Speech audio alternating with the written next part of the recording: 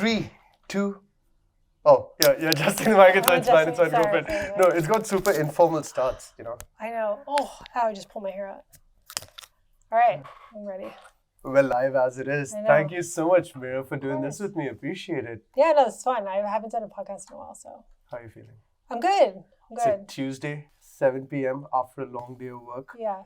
And I still really appreciate you coming through and, making this possible over here. Of course. And in the 23 episode history of this particular podcast, haven't actually had too many content creators / content managers on board. And one of the reasons I'm so excited to even have this conversation with you is because it's just such an interesting time to be involved in the whole content space. But it's also so much more important to tactfully navigate your way through it for you to sort of ensure optimal success through whatever route you're taking. And the fact that you've been able to guide so many different people to do the same is really fascinating. And, Thank you. I want to understand a little more about that. How did you end up entering this entire content space? Yeah, I started in finance. Like my start was finance, and I just did not like it at all. So then I made a very big jump to marketing. And I kind of fell into social media because I don't like the word influencer, but I was like an influencer on the side for like makeup and all that stuff in like my mid-20s. And so that in conjunction with just starting to manage social media when it was like just posting ghost kind of thing, like that was the vibe back then. That's how I got started about 8 years ago. So that's still a really long time. Yeah. So talk me through the pre-social media phase, because you touched on finance, right? Yeah. This is very interesting because I've had a very similar journey where I graduated with a degree in engineering. But when I used to be in my engineering class, I used to learn finance on my own. I was very passionate about it, still continue to be this day, right? And then started doing a little bit of theater, and then started enjoying doing a little bit of work in front of the camera. And then kind of became curious about what the world behind the camera looks like, and then experimented with that a little bit and fell into social media too. So if I've got to ask you this one particular question, what made you want to leave and desert the world of finance, which in itself can be lucrative because it provides a lot of security in some ways, but it also provides a very stable future?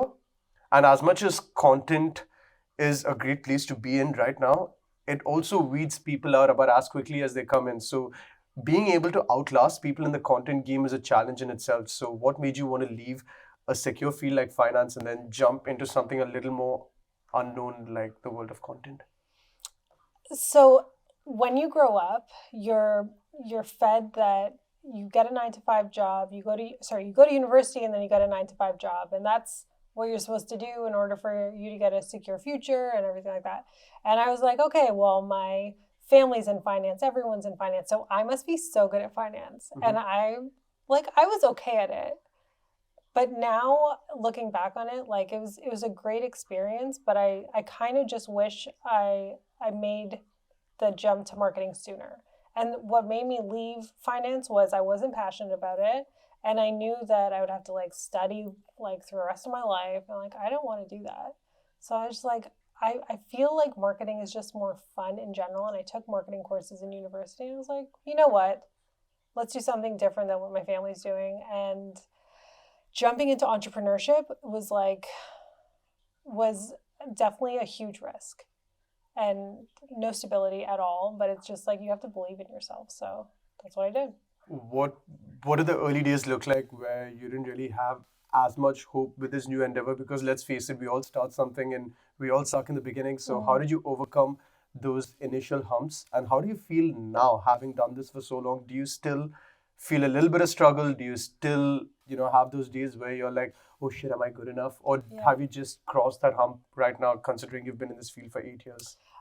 So when I first started, I started with a startup, a full service marketing agency. So I was learning the ins and outs of marketing with everyone else. So I didn't just start social media being like, all right, this is my job. But it was a risk even just doing that, because it was a startup, and startups are a risk in itself. But I've been doing my own business for about 4 years, and every day you have like okay, what am I going to do next? Or you have some feelings of imposter syndrome. And like, that's a huge thing in this industry, especially with content creation, especially because it's so saturated, especially because everyone's putting out different things about content creation and tips and how to become an influencer. I know. Volume and crazy volume. Yeah. So it's just like, of course you have imposter syndrome because Sally's doing this, this, and this, and you want to be like Sally, but you can't be like Sally because I'm Meira. So, yeah. That's interesting. You also touched on the fact that you were a makeup and beauty influencer. What got you into that, and what made you want to transition from that to a social media manager? Because I guess even being an influencer has its perks, right? Because you get to go around a lot. There's also a lot of opportunity for income generation through that as well, because you've now become your own personal brand. So why the transition when you could have been Instagram famous, all these other things? I mean, that was started as just like a fun thing, and then we realized we can make money off of it and stuff like that. So when I started that, it was just for fun. So I would work my like 9 to 5 at the marketing company doing social media and stuff like that. Then from like 5 to 9 or even to like 12 in the morning, I would create makeup looks and create videos and stuff like that. And then I would, like, we grew a big following. And I got contracts with like Yves Saint Laurent and L'Oreal, and I worked with like those different types of brands creating like makeup campaigns. Like my face was even in Shoppers at one point. You know those little like those makeup stand thingies? Yeah, I was in Shoppers, and I was like, I didn't know like I could do all this. And I never really like gave it up. I kind of just like put it on pause for a bit because I was just like, I just want to help other people achieve their own success as well. I want to pick that back up in a bit, but we'll see. That's really awesome because, I've been juggling work and then freelance work and then personal branding, and sometimes those worlds just collide in a way where it's just so overwhelming for you to even analyze what to do, where, when, how. Do you feel like you don't have enough time to do it all? Oh, 200%. Yeah. But I think the beauty is when you carve out the time to do it and then you end up doing it anyway, that feels a little satisfying. And at the end of the day, I've also recognized that I'm fairly new to this because, but I'm also immensely hard on myself if I don't take action on a daily basis. So I keep taking it by the day. I think a lot of people don't set goals for themselves, which is why these daily actions like won't amount to anything without these goals. So you've already mapped out the bigger picture, and I think it's like the small habits always lead up to something, right? So. And it's just like constantly fixing all those little tweaks wherever, and then again, I'm still unlearning a lot of things. I'm still like, I can't even tell you. Like today, I woke up for the first 4. My morning routine is 4 hours of feeling incompetent and then going like, okay, I'm going to turn this around today by doing some shit. Right. So like, that's a daily thing that I wake up to. Yeah. But I don't know, touch wood, it gets me to, work harder and get better. Yeah, whatever works. I don't care, like, and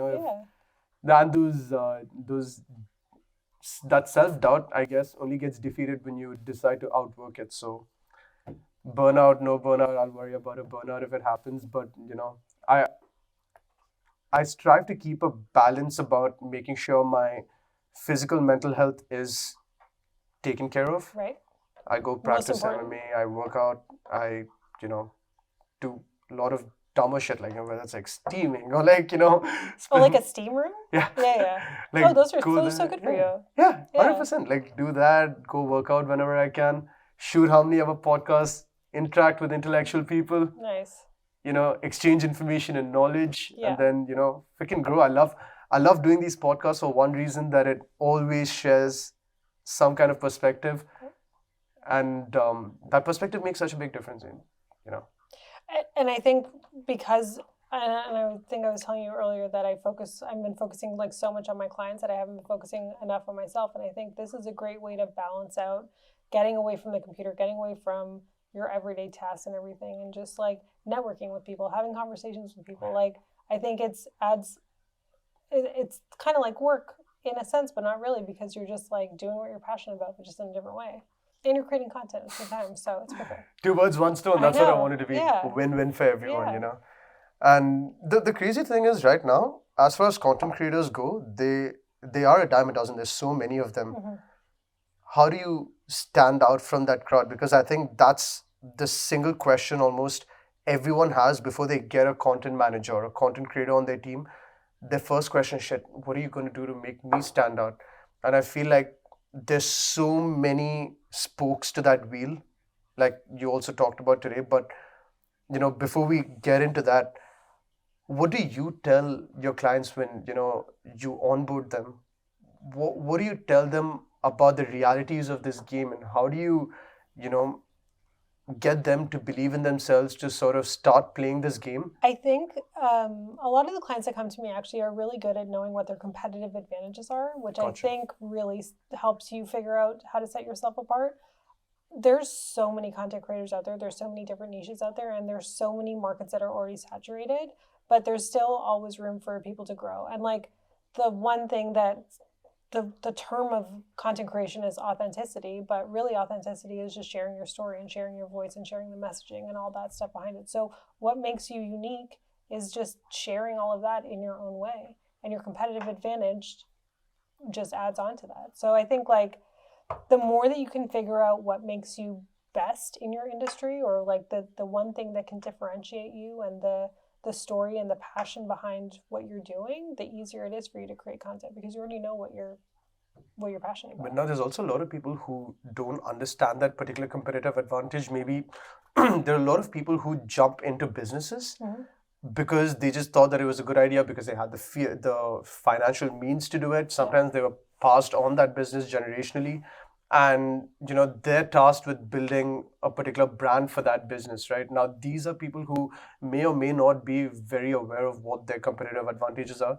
Do you, in that sense, even coach your clients in a way to kind of help them figure out that competitive advantage, or do you just say, hey, figure that out and then come to me? No.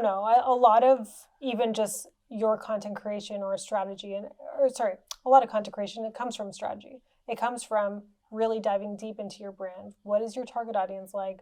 How are they thinking? What do they do on a Saturday, kind of thing? Like, I think the thing is, if you really want to create good content and really want to tell your brand story and figure out the competitive advantage, is really diving deep into your client's mind so that you can create content for them and then bridge the gap for what the types of content that you want to create. So it's like a happy medium. Now you've got all these years of experience of being authentic to yourself. How do you sort of bring out that authenticity in people if they themselves don't know that they have it? Because I feel like that can also be a difficult thing to navigate, right? Not a lot of people are aware of what they can bring to the camera. Like, touch wood, I've been blessed with this in the sense that because I like filmmaking, I like film direction, I'm able to guide people to do things in the way that I particularly want them to. And because I'm able to see that in people, I'm able to, have a little bit of an understanding about what kind of content might suit them well. It's actually why I enjoy working with a couple of my friends back home in Dubai, and I can see how much of a difference it makes when I work with them versus when I don't. Right, in terms of the way they even communicate their content is vastly different when I work with them and very different when I'm not. And what's your experience been like? Because you work with, can we drop his name? Rick? Sure. Yeah. Oh, awesome. So shout out Rick Okay. Matar, because I discovered his restaurant through his socials. Okay. And then when I met you on the day and found out that you figured out that you're the one handling his socials, props to you, right? Because a lot of what I've known about Rick's comes from the social media that you manage and the way you portray it. Now, Rick's a guy who's got a degree of dynamism about him. He's got some charisma and he's very camera friendly, right? How do you get people and founders to work on their personal brands when they aren't? Or do you then get other people to maybe be faces of that particular brand, or do you shelve that and say, no, you know what, personal brands are all about authenticity. I'm going to work with this person and make sure that that person brings their true authentic self on camera. See, every brand is different, and so and every founder is different, and everybody is different in front of the camera. Like, even sometimes for me, like, I get camera shy and I'm like, ugh, I'm not gonna do this today. I'll do this another day. But as soon as you turn a camera on, sometimes people are like, I literally forget how to speak English. I don't know what I want to say today. So the good thing about hiring a content creator to create you the content is to have someone there coaching you, to have someone there that has a script ready or ideas ready, or can tell you, hey, maybe that tone sounds a little off. Maybe we can just flip it around a bit. My thing is being a sounding board and being like, okay, what do you want to portray? What services do you want to like talk about? What parts of your business, like what essences of your business can we portray on videos and social media and stuff like that?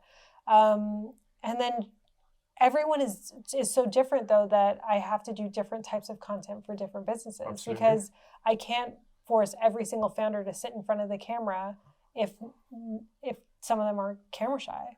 For sure. It's literally just like, okay, then maybe we'll just do a voiceover, or maybe we'll do some B-roll, or we'll do something like that. And a lot of what I have to do is just put a puzzle together.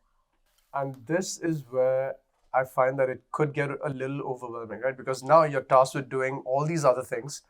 So how do you take care of that? Because I feel like this is where you'd also need to start building a team, because, there's always this saying, if you want to go fast, go alone, but if you want to go far, you go with a team. And now if you're doing all these things like capturing B-roll or, getting these, intricate product shots, or you're incorporating these things, because I saw on your story, right, the other day, you had this really nice lighting setup. You work with your own video team as well, right? You've got that's Rick's video team. So it's separate. So Rick has a work? videographer, Okay. a dedicated videographer. I'm the social media manager, content creator for all the behind the scenes, managing all the content and all that stuff. So he does all of the like really professional stuff. Mhm. I capture all the moments in between the shoots and everything like that. So we have all of that extra footage to work with. Do you plan that content, and then do you brief the videographer and the editing team over there that, hey, this is what we're looking to get? These are, it's a team like effort. The boards. Specifically for Rick's, it's a team effort. Mm-hmm. Like everyone brings their own. There's a creative director. There's a designer. Wow. There's a videographer. There's a lot of people behind the scenes to make that happen, yeah. and it's working really well. The one where he dipped the onions and made that little burger, that video was sick. Yeah, that was Dylan. Yeah. Shout out Dylan. But it is a team effort for getting all of that footage, putting it all together, putting it on social media and all that stuff. So, yeah. Do you have a team though of like, say, other media producers and video editors or videographers, etc.? Do you work with people like that on a regular basis? So, and if you do, I'm right here just saying, I'm not trying to like market myself or anything. I'm just I like for video editing, I'll send some things off to some video editors that I know if I need to. For right now, I'm doing whatever's manageable for me, and I know in order to scale, you need to hire people and work with people that can do the job and stuff like that. My biggest thing though is I don't want to become an agency. Because I've worked for a full service agency before. I've also worked for a very large scale marketing corporation before, and I really just want to stay boutique, stay as a consultant, stay as like just break it down for the people that aren't really aware about this. What's different?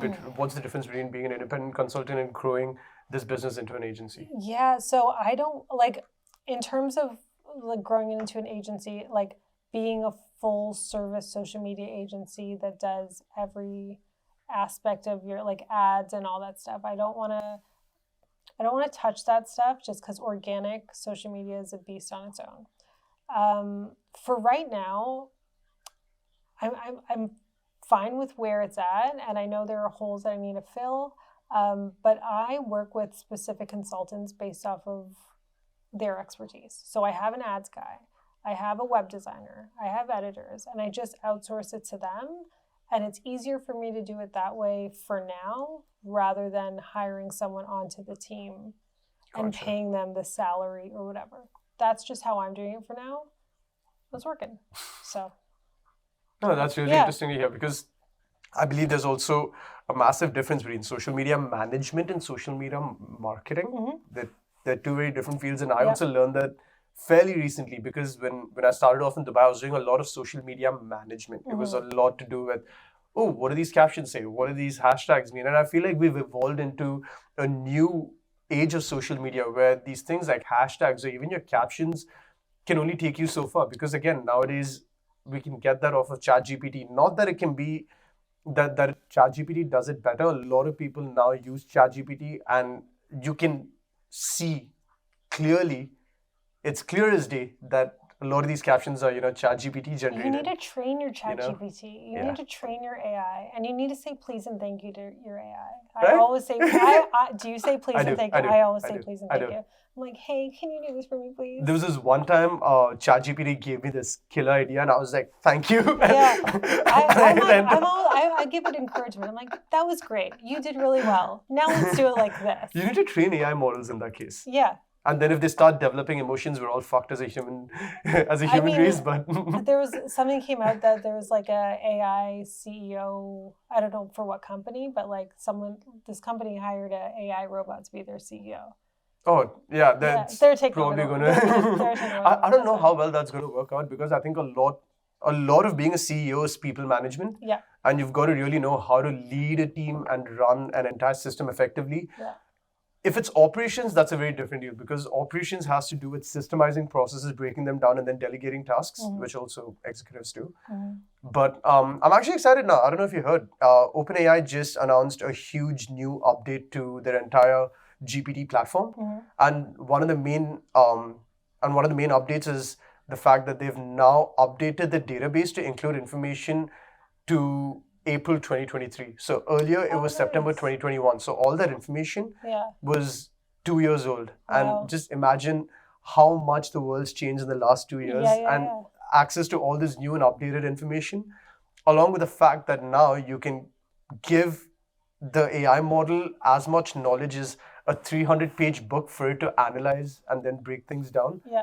I think we're heading into crazy. Territory where having knowledge about maneuvering AI is just a must. Like, you can run away from it, you can hate it all you want, but you'd be a fool to not use it at the very least to get some command of it, because if you don't figure out how to run AI is going to run you.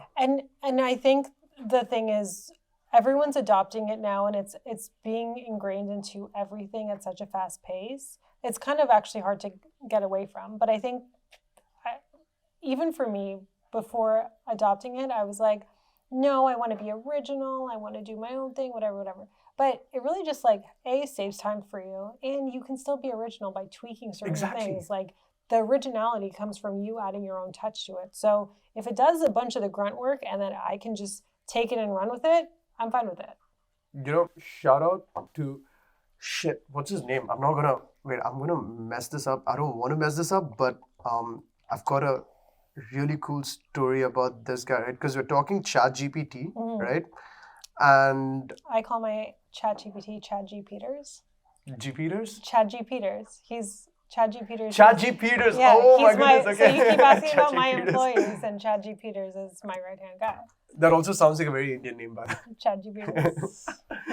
Oh my goodness. So there's this guy, shout out Samarth Makija. So he built this platform called Quarkle.ai, right? And what it is that it analyzes stories for you and pinpoints things that you could do different and better, and is like a little bit of an editing assistant to the stories that you write. Because I think at the end of the day, a lot of what we do as content creators is storytelling, right? And it could be a very small script, it could be a skit, it could just be a tiny comedy piece, but having a tool to run your material through as a proofreading buddy, as opposed to someone who's just feeding answers to you, I think that's such a game changer. And I recently used it for a script that I wrote. And honestly, it hurt my feelings a little bit, but but it did its job. Was it like, this sucks, Yeah. Yeah, it literally said, hey, do this. Why don't you... It literally told me, show, don't tell. It also told me that, hey, you could use some more action over here. You don't need to show this. You could do this in a more dramatic confrontation. And I was like, yo, so missing. Speaking facts. And I feel like the moment we have tools like that to help us do us better, as opposed to just giving us answers, because that's the other thing, right? You really want to use AI to think better, because I think that's what also eventually pushes our creative boundaries, because all our work is a result and a byproduct of how we think, right? And if we can use these tools to augment that at a very grassroots level, I think that's great. But at the end of the day, if you're gonna, use AI just for straight answers and straight solutions without actually understanding how that fits into a larger system, yeah, then you're kind of fucked, buddy. I think people underestimate AI because they use it for the superficial things like captions and stuff like that, which is great. I think that's super helpful. But I also think a lot of people don't understand that you can take it 10 steps further, and like you can create digital products out of it. You can literally create an entire course on whatever the heck you want to make a course about. But there's so many different levels to AI, and people are just barely touching the surface. Yeah, and like it's just about structuring it. The other day, I wanted to learn something about SEO, right? Because I'm not very well versed with the whole field. So I went to ChatGPT and I said, hey, I'm a beginner in SEO. I don't really know much about it. I'm a content producer. I want to understand how using SEO can make my content more visible, thereby giving my clients more value. And how do I build my content services in such a way that it's also SEO friendly and can have an and how can I use SEO to have a quantifiable impact on my content creation? And That's I said, a great prompt. Yeah, and I was like, it was like a full paragraph, and I was like, structure this out like I'm a complete newbie. Yeah. Give me sources and give me resources that would educate me like I'm a 5-year-old, and give me the most like the best rated stuff out there. There are some fixes for ChatGPT because there were times where I used this for my college assignment, and I asked it to give me an entire citation fully referenced properly. And I asked it to give me a reference list fully cited properly, and those citations were complete rubbish. Yeah. But the links worked, but the citations were rubbish. I don't know how that worked, but like, again, ChatGPT has its flaws. It's still in its nascent stages. It's just got its upgrade. But I'm excited. I'm really excited to see how you can, weave that in with your content creation. But I also think people think ChatGPT or just AI in general are mind readers. So I think you like, and I think it's just like, okay, give me 5 ideas for this. For what? Like they don't know you. They don't know your business. They don't know that. And like going back to like the essence of the brand, the competitive advantage, like you really have to put all of that information into AI to give it exactly what you want. But it takes a lot of time. So. There was this one time where I actually landed a job interview because of AI. But what I had to do was, so I applied for this role and I really wanted it. And I was like, you know what, let's take this one step further. Let's DM the hiring the hiring person on LinkedIn, right? And then I went down to ChatGPT and I was like, my name's Nikhil, this is this. I gave it all my information and I was like, how do I approach this person in this particular way? I want the message to sound confident but not cocky. And then I had to trim it down. I was like, make this less cocky. Use slightly different language. And most importantly, free advice for anyone who wants it. The moment you add this to your prompt saying, make this a little more you focused and how my presence and my skill set can have an impact on XYZ person and XYZ company, highlight this in 3 to 5 points and make this sound convincing, that can sell you better than you probably could sell yourself. And the moment I put that out there, I got a response, I got an interview, and the response was fantastic. That's crazy. A lot of other reasons why that didn't work out in the long run, but like got my foot in the door to a place. It gave me so much confidence to know that, okay, as long as I did this with volume, I'd get to places and, worked out. That's great. That's great. Yeah, there's so much potential with AI. And do you, we were talking AI, but there's also another thing that we were talking about earlier, which is finding your voice, finding your competitive advantage. And that also brings me to niches, because I feel like we're also in an age of social media where being able to niche down lets the algorithm identify your audience and then promote your content according to that. What's been your experience with that so far? I think there's kind of two schools of thought when it comes to content creation. There are people that want to be a little broader. It's a like even for my personal TikTok account, I just keep it as a broad lifestyle account, but I do a lot of like Toronto food places and stuff like that. So the stuff that I get fed is curated towards that. But some of the accounts that have been working the best for me are the ones that actually do niche down, because it's literally just like, okay, food, behind the scenes, telling the story along the way, but it's food, or skincare, same thing. Like, and the other thing too is who you follow, who you interact with and stuff like that. So that's training the algorithm as well. The more you follow your like friends and family on your business account, and your aunt is sharing stuff about her salad from yesterday and you're a social media manager, the algorithm's going to think you like salads and food and stuff like that. So it's going to be giving you that types of content. I think the more that you interact with people within your niche, the better you'll stand out in that demographic, in that market. Gotcha. Especially because, like I said earlier, like we're in such, everyone's industries are so saturated.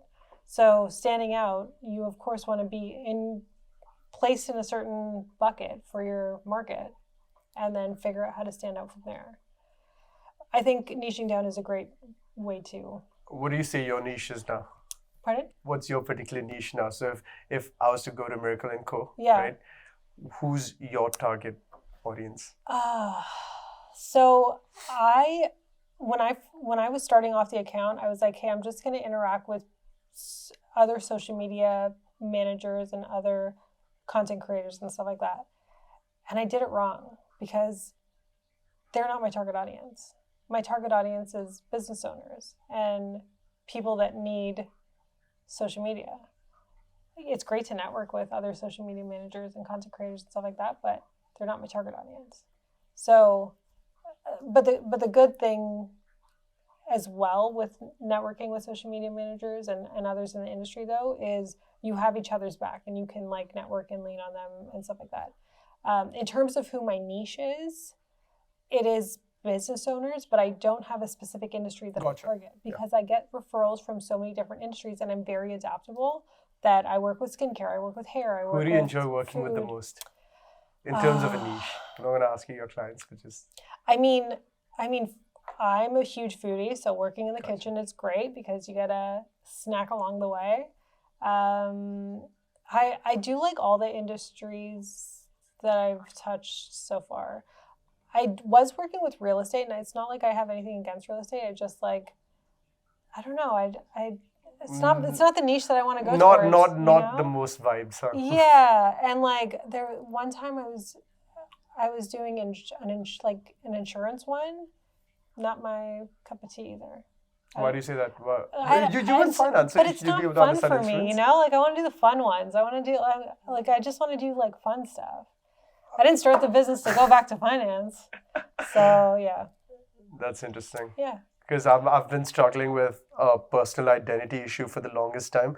Because the biggest issue with me is that I happen to be a bit of a generalist, and it's bit me in the ass. It's also served me really well because the good thing about being a generalist is that you know a lot about a lot of things and you can connect with anyone, anywhere, anytime. There's not very many things that I don't know much about, and when I don't know something, I'm also I'm tactful enough to communicate that in a way to still hold an engaging enough conversation and still be interested. You know, not just ask people questions and zone out completely. Yeah. But when you're a journalist, you're just split across all these identities. So for me, it's been me, Nikhil, right, who just enjoys at the heart of it. I really just love entertaining people, and that's kind of why I got into film. It's why I do stand-up comedy. It's why I do podcasts. It's why I make my videos, because at some point I very selfishly want to evoke a reaction from you, right? It could be fun, it could be laughter, it could be anger, it could be a comment, it could be anything, right? But if I know that I've made you feel something, I know I've done my job, and I kind of enjoy that. So what I would do if you, because you like so many different things, I would have a main account that is everything. It's your personal life. It's your, like, what you're eating throughout the day. It's your comedy. It's everything. And then I would have separate accounts for whatever niches you want to focus on. So if it's entertainment, if it's videography, or you can group them into one or whatever. And then I would collaborate with your main account. I would create posts that collaborate with your main account so that you can grow both audiences. But anyone that from your general account that wants to see what you're doing on the entertainment account, they'll go and follow that. Right. So every piece of mine that goes out, I keep experimenting with different styles to see what clicks, what doesn't. And it's crazy how they say quantity builds that quality, because I've been doing so many things that don't work out. And I'm never tired. I never get burnt out. I love trying and failing at this. It's actually therapeutic to me when I make content. That's great. No, I think and so that's a one thing that people struggle with as well, is just the scheduling part of it. And like just making sure that things get posted. And like there are a few things that are at play there too when you're posting your personal or your own content as well. It's how will people perceive it? There's some perfectionism that come into play where it's like, okay, this isn't good enough. I have to like go back to the drawing board and fix this up or whatever. And it's also just like how the other thing is time. A lot of people feel like they don't have enough time to schedule everything out. Yeah. But I always like try to take like, whether it's a Friday afternoon or a Sunday or whatever, and just like try and schedule it out for the week ahead so that my next week is fresh and I can like start working on the week after that and the week after that, rather than trying to figure out what I'm posting the day of. And also having a content bank. Having a content bank is so huge. So like when you said you don't know what to post, I literally just have all my ideas down for all my clients, even myself. And I just pull from different ideas that I already had like 10 months ago or something.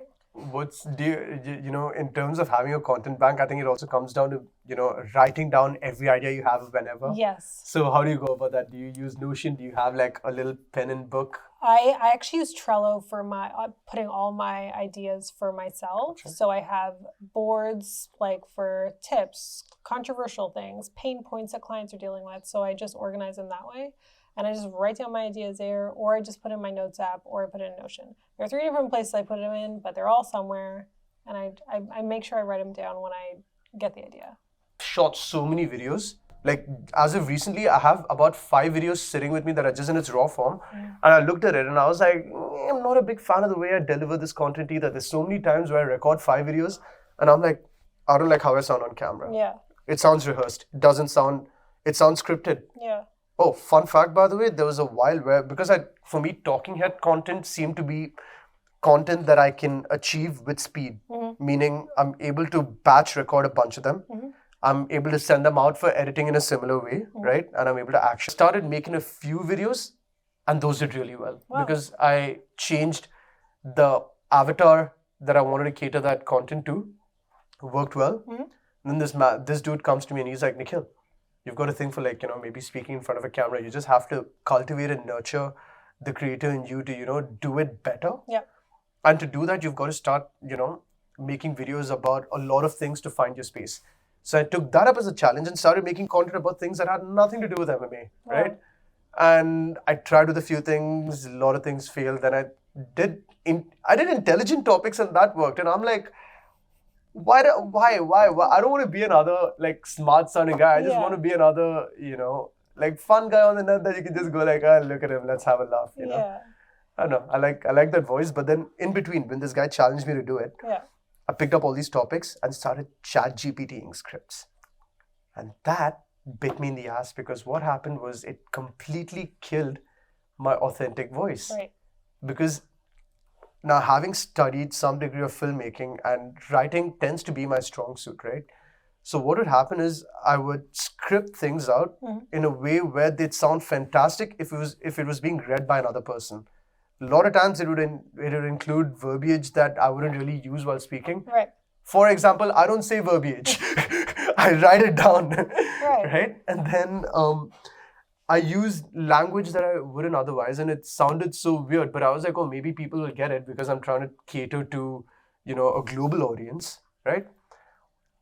Didn't sound authentic. But when you write these scripts, do you stick to them word for word, or do you go off script and like, okay, this is my rough idea? So in order to get through it with speed, what I'd do is I'd have this camera rolling, and then I'd place my monitor under, and I'd run my teleprompter app, and then just like I'd word it. Yeah. I'd make a few tweaks. Yeah. But I wrote for camera like I would write for an editorial. Right. Which is very different. You don't write for camera the way you would for an article, right? Because there you can use slightly more complex language because people who are reading it can understand it. It's not language, it's verbiage. Verbiage. I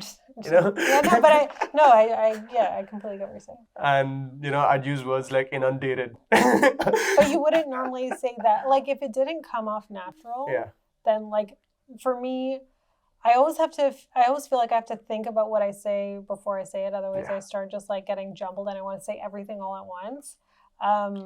But I use the scripts as like a guideline, and I just like, okay, what was that point again? All right. That's what I've been recommended to do now. Like, so now I'm trying to move a little away from scripts. Yeah. And even within the Notion, some things are scripted. Yeah. Some things are definitely scripted. I feel then, like you need a script. Yeah. Like you need to have the script just there. It's like your safeguard. It's like your safety net. Little like almost like a North Star, right? Like every time you want to course Exactly. correct. Just like, all right, now I know what I'm talking about. Because the thing is, if you don't have a script too, I feel like you can talk and talk and talk and talk, and then you're like, shit, I have so much left to edit, like, because I don't know what the point of this entire thing was. And it also trains you to communicate your thoughts effectively in a time-based manner. Even this podcast. Yeah. One of the reasons I do it is because since the moment I started doing my podcast, what I realized was, I'm not very good at maneuvering a conversation for an audience. I'm great at maneuvering a conversation for information that I find useful, or for just having a good time with another person. Like when the two of us hang out, I'll make sure that you have a great time hanging out with me. But does that necessarily translate to providing good content in a way that wouldn't make it as much of a pain in the ass for my editors to edit? Right. Is the flow still something that's good? Is the way you're talking, the pacing of your language, the tone of your voice, is that friendly to an audience? Like these are things that I was only introduced to after I started making content. Right. And when I had that hiatus, where I use hiatus, by the way, that's not that's not editorial language. But when I took that hiatus and I didn't get in front of a camera for that long, I didn't do podcasts, I realized the effect it had on me, because the moment I started recording again, Yeah. I had to start from scratch. Yeah. It's not a pleasant journey. No, and yeah. Sorry, I had nothing else to add to that. But yeah. I completely lost my train of thought of what I was going to say. I should have had a script for that. How do you differentiate between what tools you need, what tools you probably don't? I think it's understanding the process first. Like if you really need the tool, then get the tool. But I think just in general, I think so many people are just like, okay, ChatGPT is there, it's free, I'm going to use it, whatever. But that's just one of a million different AI tools out there to use. So for me, in terms of scaling the content creation process and just making it faster, I just want the editing process to go a little faster. So something for editing would be really helpful. And I just want to explore more tools beyond ChatGPT. So editing, copywriting, and I actually am liking Canva's AI that they're building. Gotcha. All of their AI tools that they have, the magic. Do you have a Canva Pro subscription? Yeah. Gotcha. I feel like everyone. I need to. I still needs it. piggyback off of my friends, but he makes mad design content right off of that. I mean, I used to use Photoshop, I used to use Illustrator, I used to use Premiere Pro. Now I switched my entire tool set to Canva and CapCut and all of these other tools that everyone else is really using. Those aren't very easy things, and they're not necessarily always transferable. Right. And I think that goes back to the beauty blogging days and stuff like that, where I had a Canon Rebel T6i. That was my first camera, and I was like that, and it was a great starter camera. Got some lenses for it and whatever, and I learned video editing on Premiere Pro from there because everyone else was using iMovie or whatever. How long ago was this? 2016, 2017. I just figured out how to use Premiere Pro in 2021. Really? I mean, but it is such a great tool, and there's so many capabilities for it, and so many different filters, transitions, all those things. To be fair, I didn't even know Premiere Pro existed in 2017. So Really? that's how out of videos I was back in those days. No, that was, and people were using Final Cut and stuff like that. I just had the Adobe Suite, and I was just Premiere Pro, I'll just learn that. But now CapCut's easier. CapCut, especially because I use it on my iPad. Do you like cutting on that? Because I feel like when you import footage, you can't do the 3-point edit. You can't set ins, outs, and then just snap that into the timeline, right? You've got to bring the whole, if it's a 3-minute clip, then you've got to scrub through that and make all those cuts internally, right? I mean, the most helpful thing is that I have my Apple Pencil. That's just really how I'm able to do it so fast. But yeah, it is going through a lot of footage as well. I just feel like now that I'm so used to my pencil, I tried CapCut on desktop and I was like, can't do this. It's a whole different editing suite that I'm not used to because I'm so used to my pencil. I just grab the pencil and shove it on my desktop. That's what I want to do. It's super convenient. I think CapCut has nailed effects and transitions to a T. It's made it so easy to use. for people that aren't even native editors, and for them to go into a program where they're not completely overwhelmed by the user interface, because that can happen to you in Premiere. The first time I started video editing, I opened Premiere, I opened Final Cut. I didn't understand the first thing about Premiere. I just jumped back into Final Cut. And now when I edit, I see some people do some editing stuff, and I think that they're an absolute G for doing what they're doing. And I'm like, yo, how'd you do this effect? Did you like stack 5 different things? They're like, bro, I pressed a button on CapCut. I'm like, go ahead. Like, this is. I mean, they have a lot of great filters, and like even color grading and stuff. They have the graphs thing that I just like play around with. So many things. Like your speed ramping's actually. I love speed ramping. And it's such a pivotal part of making your videos, and it's all right there. It's in front of you. Like any idiot could understand it. And I find that like CapCut, I think definitely, is anyone who comes up to me right now going like, oh, Nikhil, where do I start? I'm like, CapCut, DaVinci. Your free tools. You don't screw Premiere. You don't need it. No, I don't think so. And I don't actually know why I'm still paying for Adobe. I use Lightroom probably the most out of the entire suite, just to like edit photos and stuff like that. You're so well-rounded. But I'm also I'm more self-taught than anything. So anytime like I don't know something, I'm just like, okay, what do I need? Figure it out. So. I love that mantra.